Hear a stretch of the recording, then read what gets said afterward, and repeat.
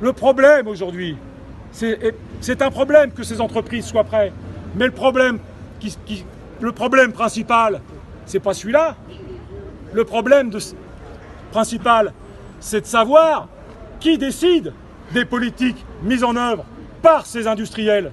Et pas seulement Lubrizol, ces industriels de la chimie, du pétrole, du nucléaire, et puisqu'on est en plein procès du Mediator, du médicament, ces industriels, et vous le savez comme moi, dont la seule ligne de conduite, c'est la loi du profit.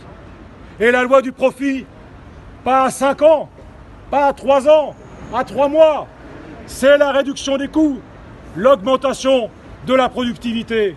Et on le dit, on l'assume, ces politiques industrielles qui sont, à minima, soutenues, voire encouragées par le gouvernement Macron, par son ministre de l'économie, mais aussi, disons-le, par les différents gouvernements, dits de droite, certains dits de gauche, on ne sait pas encore pourquoi, qui ont mis l'économie en avant, même si des fois ils avaient un discours contraire.